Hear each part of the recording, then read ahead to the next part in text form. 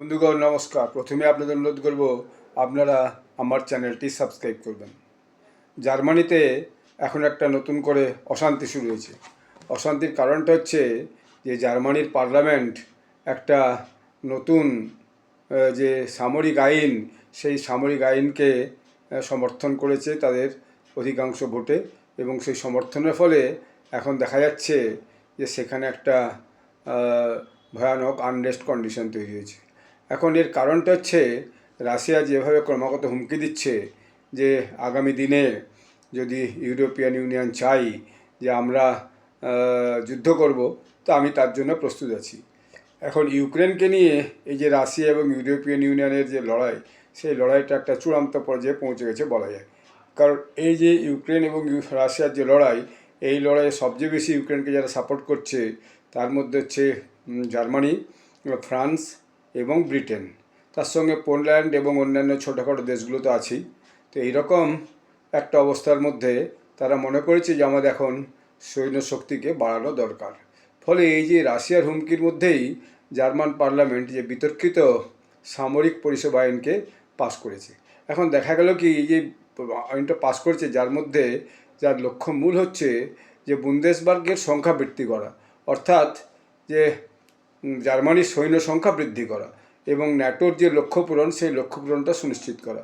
অর্থাৎ ন্যাটো যেভাবে তার যে সহযোগী দেশগুলোকে একসঙ্গে যোগদান করে যে কোনো বাইরের আক্রমণ, মূলত রাশিয়ার আক্রমণের বিরুদ্ধে তারা একজোট হয়ে লড়াই করবে, সেই লক্ষ্যটাকে পূরণ করা। কারণ রাশিয়ার সাথে উত্তেজনার সঙ্গে সঙ্গেই ইউরোপ জুড়ে সব দেশেই একটা প্রতিরক্ষা ক্ষমতা বৃদ্ধির একটা দাবি উঠেছে। এখন এই বিলটা পাস হওয়া নিয়ে বেশ কিছুদিন যাবৎ একটা বিতর্ক চলছিল পার্লামেন্টে। গত কয়েক মাস ধরে বেশ বিতর্কের পর দেখা গেল যে দ্বৈত ট্রাক সিস্টেম হয়েছে। তাতে সেই দ্বৈত ট্রাক সিস্টেমে তরুণ যে নিয়োগকারীদের আকর্ষণ করার জন্য একটা লাভজনক স্বেচ্ছাসেবী পরিষেবাও তাতে দেওয়া হয়েছে, যে তাতে যে কেউ দরখাস্ত করতে পারে, তার উপরে চাহিদা ভিত্তিক তার থেকে নিয়োগ করা হবে। এবং এর জন্য যদি না হয় তাহলে পরে বুন্ডেসট্যাগের যে ভোট, অর্থাৎ যে পার্লামেন্ট, সেই ভোটে বেশি ভোটে পাশ হতে হবে। যদিও সেটা এই মুহূর্তে পাশ হয়ে গেছে, ওই 272, 253, 219 এইরকম ভোটে পার হয়েছে। আমি দেখছিলাম, পুরো রিপোর্টটা পড়ছিলাম, তো আমার এই মুহূর্তে মনে পড়ছিল। যাই হোক, এখন যদি জার্মান সরকার মনে করে যে প্রতি 6 মাস অন্তর তাহলে যারা যোগ্য ব্যক্তি হবে তাদেরকে ওই সৈন্যবাহিনীতে যোগদান করাবে, এবং এটা একটা খুব সাধারণ ব্যাপার নয়।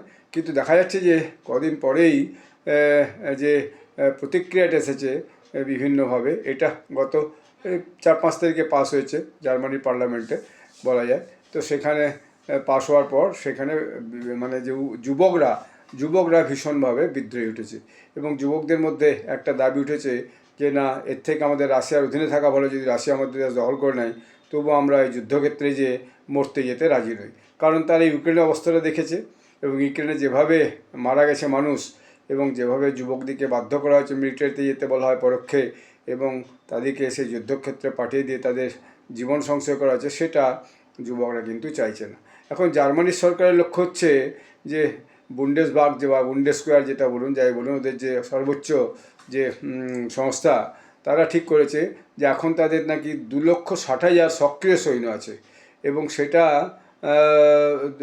2,60,000 সক্রিয় সৈন্য তারা করতে চায়।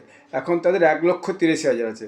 শুধু তাই নয়, তারা 2035 সালের মধ্যে 2 লাখ একটা রিজার্ভ সৈন্যবাহিনী তৈরি করতে চাইছে, অর্থাৎ যে কোনো সময়ের মধ্যেই সেই রিজার্ভ সৈন্যবাহিনীকে যাতে যুদ্ধক্ষেত্রে কাজে লাগানো যায়।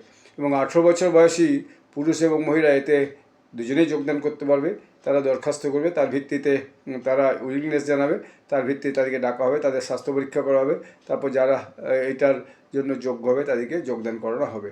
যদিও মহিলাদের থেকে পুরুষদের জন্যই বেশি এইটা দাবি করা হয়েছে, পুরুষরা এর মধ্যে বেশি করে যোগদান করুক। এখন এই যে পদক্ষেপটা, এটা জার্মানি প্রথম নয়, এর আগেও কিন্তু অন্যান্য দেশ, ফ্রান্স করেছে, ইতালি করেছে, বেলজিয়াম করেছে। এর বাইরে যে নর্ডিক এবং বাল্টিক রাজ্যগুলো আছে, তারাও কিন্তু, ছোটো ছোটো দেশগুলো আছে, তারাও কিন্তু রাশিয়ার যে আগ্রাসন হতে পারে, ইউক্রেন দখল হয়ে যেতে পারে, এবং ইউক্রেন দখল হওয়ার পর তারা ইউরোপিয়ান ইউনিয়নে এসব ছোটো ছোটো দেশকে আক্রমণ করতে পারে, পরপর করে সেগুলোও দখল করতে পারে, সেই তারই প্রতিক্রিয়াতে এটা কিন্তু হয়েছে। কিন্তু এর ফলে একটা বিপরীত প্রতিক্রিয়াও শুরু হয়েছে। আমি দেখছিলাম এটা সোশ্যাল মিডিয়াতে ভীষণভাবে একটা প্রচার হয়েছে সোশ্যাল মিডিয়াতে। তো সোশ্যাল মিডিয়াতে যে প্রচারটা হয়েছে তাতে যে কমেন্টসগুলো এসেছে সেই কমেন্টসগুলো কিন্তু জার্মানির জন্য মোটেও সুখকর নয়। এই যে বললাম একটা যে যুবকরা বলছে আমরা এর থেকে হচ্ছে কি যে রাশিয়ার পরাধীনতায় থাকবো সেও বলো, তবু আমরা ওই যুদ্ধক্ষেত্রে যে নিজেদের জীবন দিতে রাজি নই।